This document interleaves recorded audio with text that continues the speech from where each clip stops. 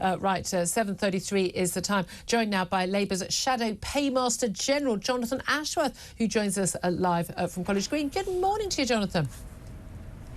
Good morning. Thank you very much indeed for joining us. Very much appreciate that. I do want to talk to you about a plan for growth, which you're announcing today.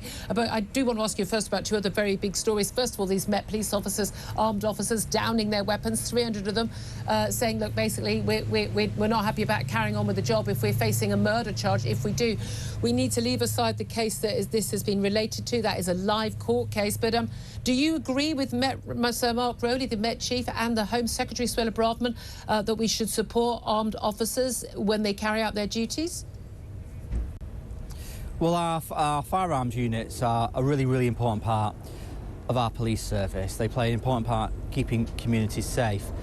As you've said in your introduction there, there's obviously a live case, and I think us politicians have got to be careful in commenting when there's a live case, but there is a review.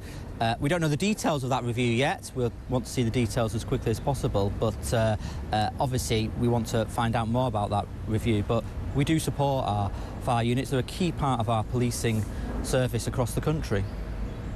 They are a key part, but I mean, they're also, not paid anything extra to get that licence to carry a weapon. Would you take the risk that in carrying out your duties, if you were a police officer, you might face a murder charge? Well, I'm just going to, if you sidestep the question, because I'm aware that there is a live prosecution. I'm not talking about that specific case. There have been plenty of other cases in the past that have been resolved. I appreciate that, but I still think it's important that politicians are not commenting in a way in which could be misconstrued as trying to influence. Are you criticising the Home Secretary for commenting then? No, I'm not trying to turn this into... It's a very serious issue, this. I'm not trying to turn it into a quick soundbite for you on a bit of political knockabout. It's really serious. Firearm units are a key part of our policing service. Obviously, they need to command, or the way in which they operate needs to command both the support of police officers and the communities they serve. A review has been announced. We've not got the details of that. We want to see what the details of that review are. It's potentially a very important review. But broadly speaking, are you asking me, do I support our police having firearms units? Of course I do. OK, let's also talk about HS2. We're looking likely that we're going to see the Prime Minister announcing by Friday that this second northern leg of HS2 will be scrapped. So we've already seen the scrapping of most of the Birmingham to Leeds route, but now the Birmingham to Manchester route is possibly going to be scrapped as well, leaving just Birmingham to West London, not even central London at Euston, going ahead, still costing tens and tens of billions of taxpayers' money. If Labour were in charge, what would you do?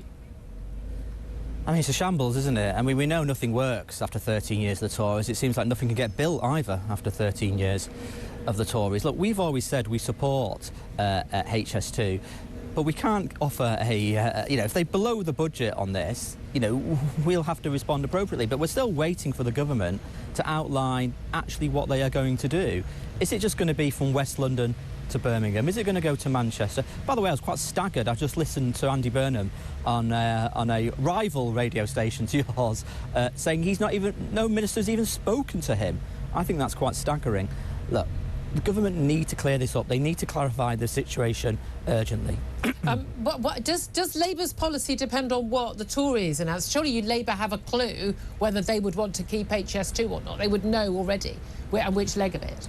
Well, remember, we've had a sort of parade of hopelessly incompetent transport ministers who have allowed costs to grow and grow and grow, but we don't know the latest figures and the latest estimates for costs. It's why we need the government to urgently clarify the situation, because business investors are tearing their hair out, authority leaders across the North and the Midlands are tearing their hair out, and we just get these briefings and counter-briefings in newspapers from ministers. This is no way to run a country. This is utterly chaotic. And as I say, we know nothing works after 13 years. It's now clear that nothing can get built either. OK, I'm just wondering, what's going to be different if Labour are elected next time round? But different front benches have said different things over the last few days. Let me get to the issue. I mean, this is very much related to the issue of levelling up the Midlands and the North with the more prosperous South. That was supposed to be one of the key things about the transport links. Now, something you're announcing today, Shadow Paymaster General, is a pledge to unlock growth, economic growth, by giving businesses back control over skilling up their workforces. What do you mean by that? Well, at the moment, businesses pay a levy in order to invest in skills.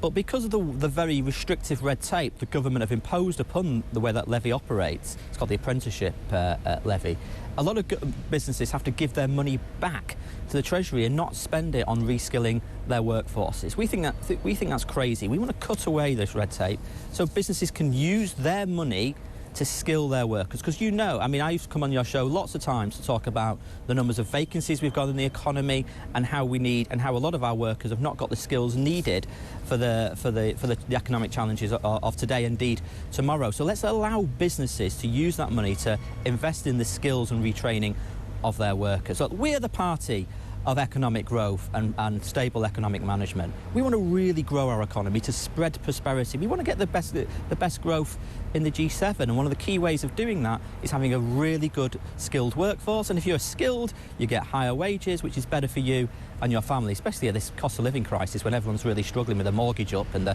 25 Tory tax rises Rishi Sunak imposed on them. I'm just wondering how many people just spat out their cornflakes when they heard that Labour is the party of stable economic management. Did you just have a long nap during 2008-9? Did I do what, sorry? Have a long nap during 2008-9? I mean, I don't remember things being that stable at that time. I remember a Treasury Minister leaving a note from Labour saying there's no money left. Well, I remember that we had a global economic crash after 10 years of very good growth. I mean, the Tories have not had growth after the end of boom and bust, what we had under the last Labour government. They've not had growth anywhere near what the last Labour government had. So at the moment, you've got anemic growth, mortgage rates going up, £220 more on average per month. The cost of everything in Asda's and the petrol, I mean, it's about £400 a month for the average family at the moment. And of course, you've got Rishi Sunak's 25 Tory tax rises. People are really, really struggling. Are you better off after 13 years of the Tories? That's the question people will be asking, and I think the answer to that is clearly no. We've got to grow our economy again, invest in reskilling workers, getting people back to work as well. That's something I was very passionate about when I was in my previous brief, still passionate about that today, and spreading prosperity. Okay. That's the Labour message. Just one final question. Latest figures suggest that more than 1 million patients had their appointments in hospital cancelled or delayed due to NHS strikes last year. Also, it's emerged that 400,000 people at A&E last year were forced to wait more than 24 hours for treatment. Many of those elderly and vulnerable, that would have impacted their chances of survival. We know that has a big impact. What would Labour's solution to this be?